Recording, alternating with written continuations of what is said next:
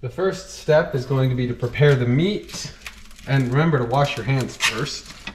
Always wash your hands. Wash your hands many, many times throughout.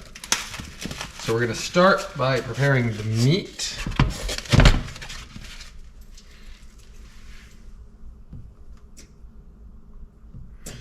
For which I'm going to fast forward the video.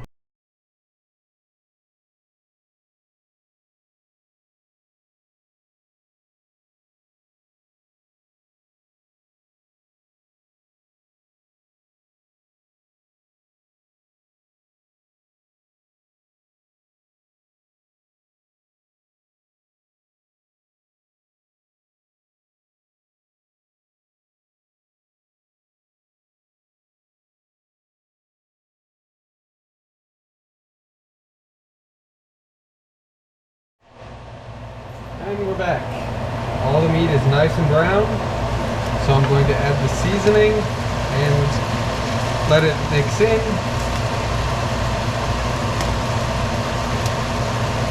I personally like to just put in a mound of it. Regular taco seasoning, because it is taco, burrito, enchilada casserole.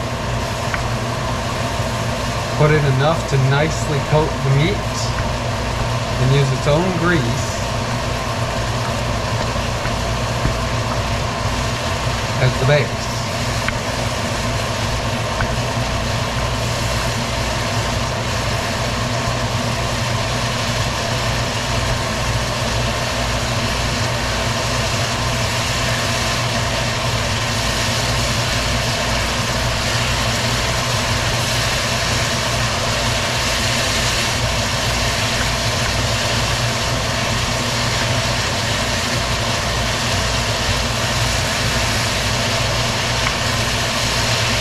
Once the meat is all mixed, you turn it down to simmer so we don't boil everything off.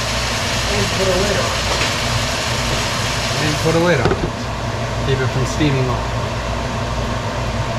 Then we go back to the cans, which I opened most of while we were working. Note the difference between a shaken can and an unshaken can. And then we come over to the dishes themselves. First stage, now that we're over to the dishes, is going to be the tortilla base. As this is a casserole, it does need a starchy bread base. I use corn tortillas for this, but you are welcome to use whatever starchy base you like that will vaguely hold up.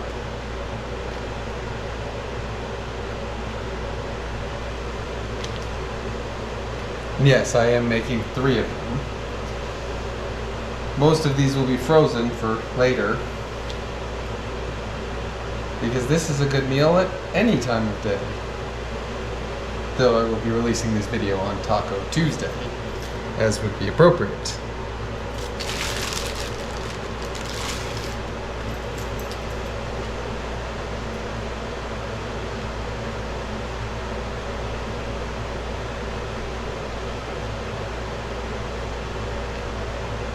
Once you have the floor covered, then you'll come up the sides with half tortillas.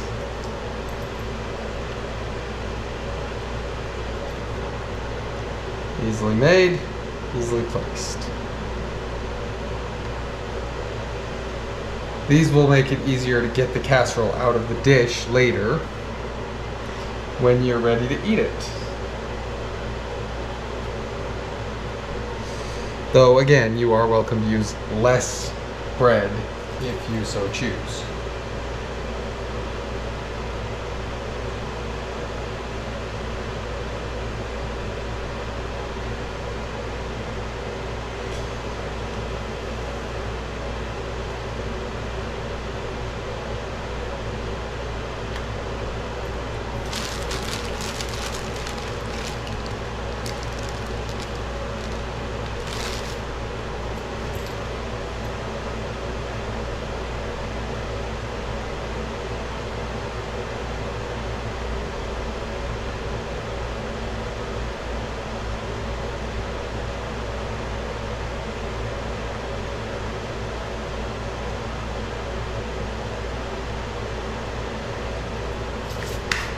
Alright, with the sides completely covered, we come back to the layers. As a casserole, it does have layers. My first layer is going to be beans, specifically refried beans. While you can put them on thick, solid right out of the can, and that is usually easier, the important thing is that they have fat and grease in them that will help hold everything together in the end. You do not want to put runny beans at the bottom of your casserole.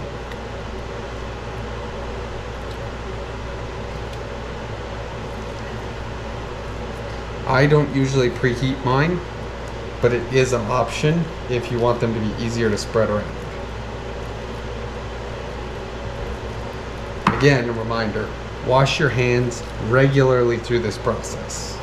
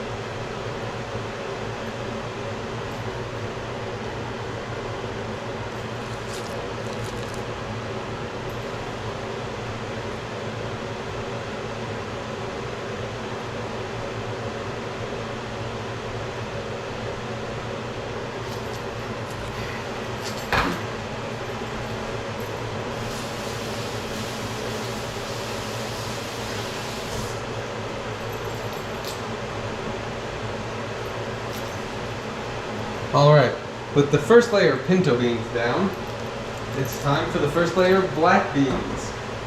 These are a little bit chunkier, but will help fill in the gaps so that the next layers go on more smoothly. Note, I did drain these off because, like I said before, you do not want runny beans in your casserole.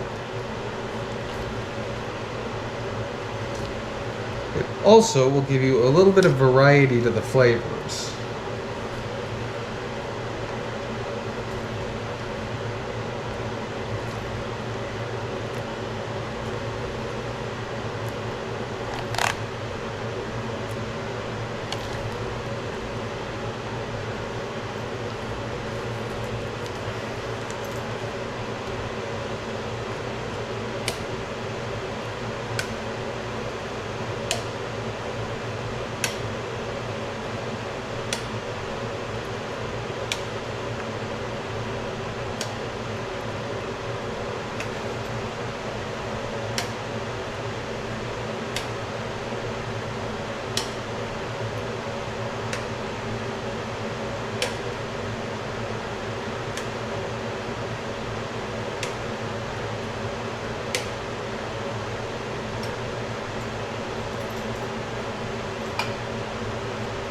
Smooth it out once you've got enough beans in there. Needs more.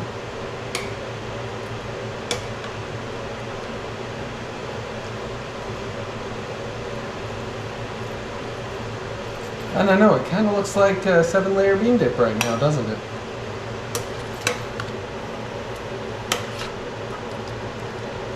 For those of you who've made 7-layer bean dip before.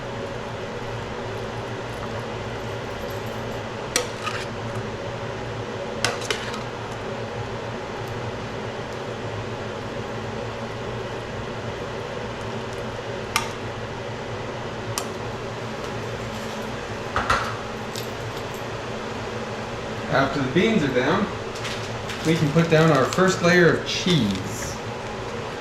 Also necessary to hold the casserole together.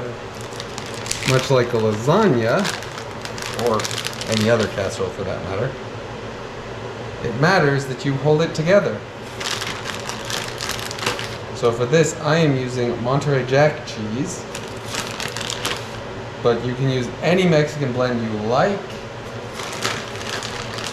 Or, if you're not doing a Mexican flavor, any cheese at all that you like. So long as it melts.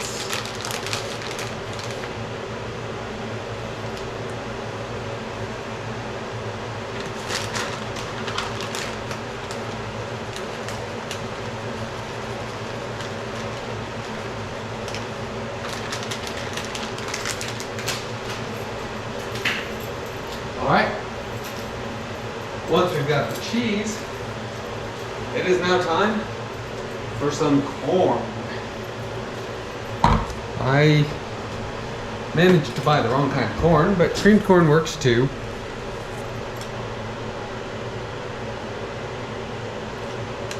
I'm going to spread a layer of that on top of the cheese.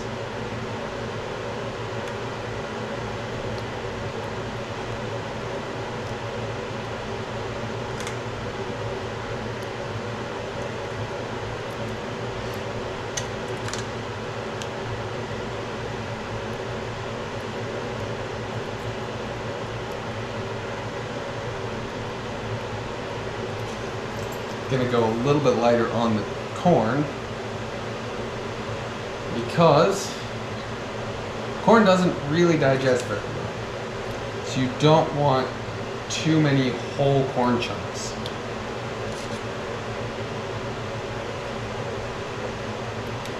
More natural corns, such as hominy, do digest better, but I don't have any cans of those right now. So this is what I'm using.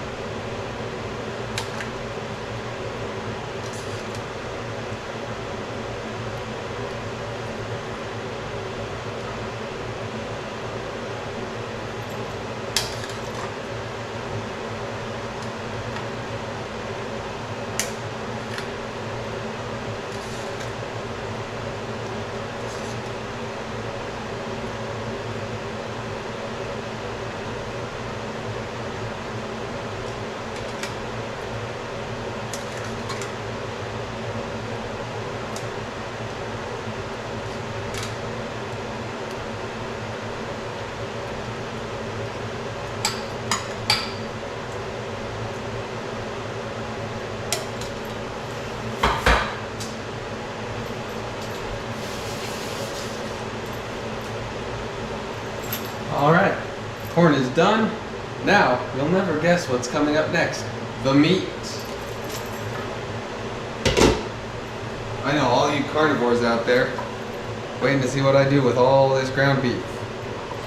Well, here it goes. Right there on top of the corn.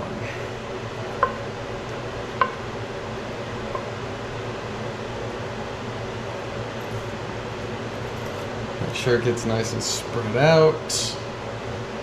I did about 5 pounds here because I am making multiple casseroles.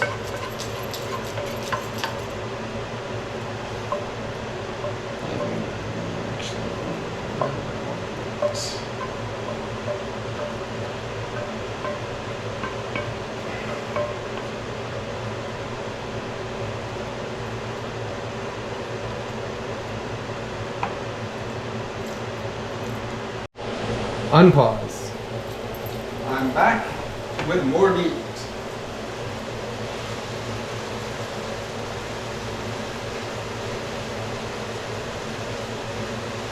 My pan's not big enough for all the extra meat.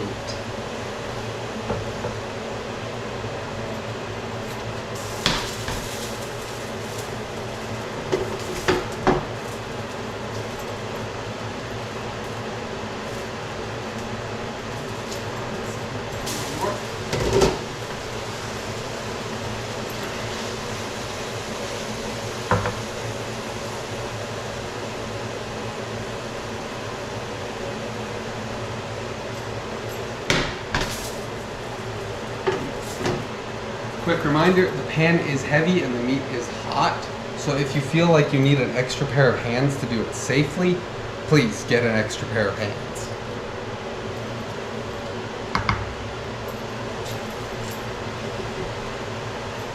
Once all the meat is down, it's time for the enchilada part.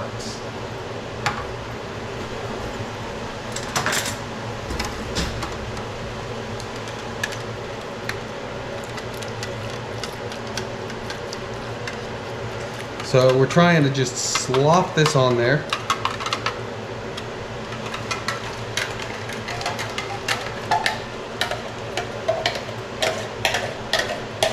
Use a spoon, use a knife, whatever. It makes it easier to keep it from sloshing everywhere while you're pouring it.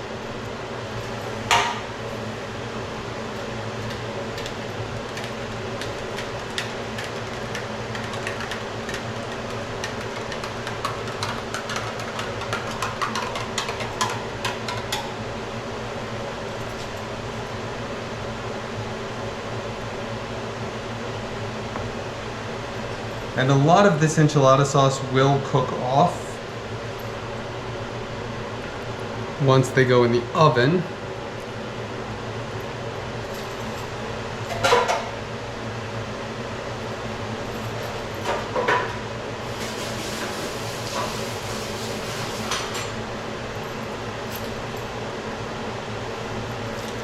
Enchilada sauce. Enchilada sauce. Good. Wet, thick, heavy chilies.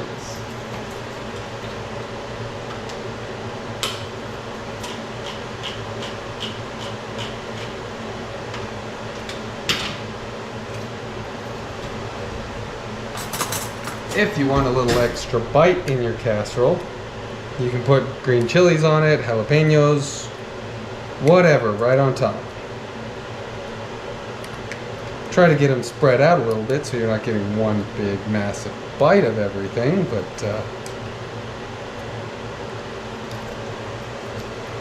sprinkle liberally into the runny enchilada sauce.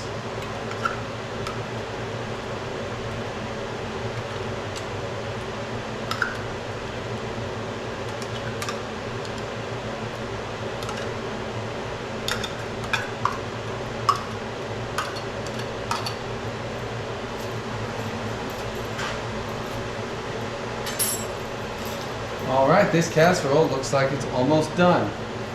There's just one more layer that makes the casserole a casserole. And that is the top layer of cheese.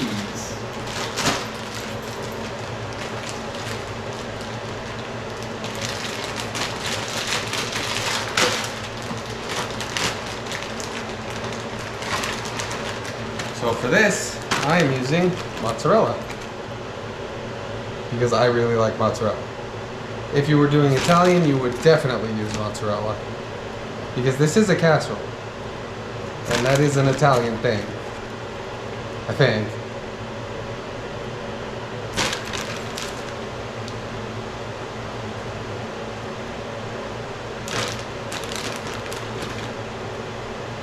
And yes, I do know that I use 2 different kinds of cheese. Use as many as you want. I ran out of different types of cheeses, so I'm using what I've got.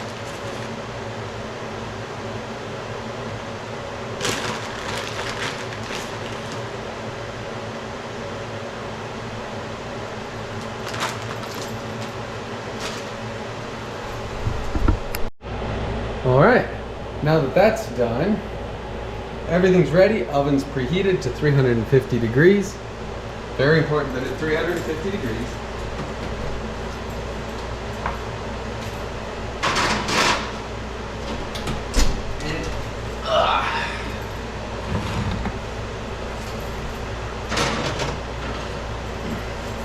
I'm gonna put all 3 casseroles in.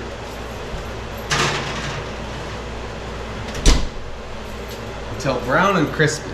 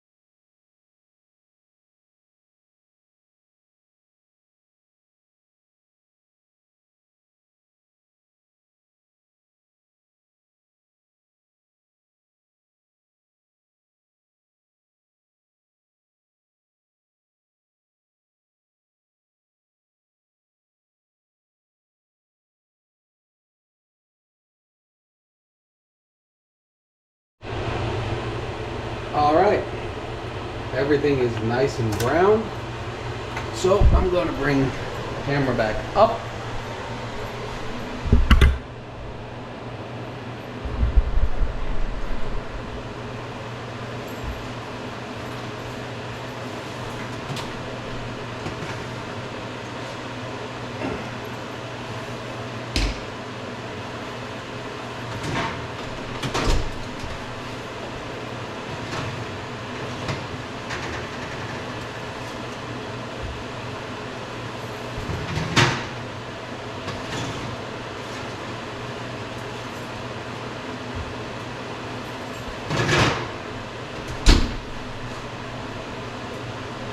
Make sure, of course, you turn off the oven afterwards. Now, I have to let these cool for an hour or 2. I'm not going to time lapse that one, because, time lapses are kind of boring, honestly. But in about an hour, I'll have to put them in the fridge. All right, time to finish off these casseroles. They've had a couple hours to cool. And now they get to go in the fridge. Because you can't just leave food out, obviously. But it has to be cooled enough to put in the fridge first.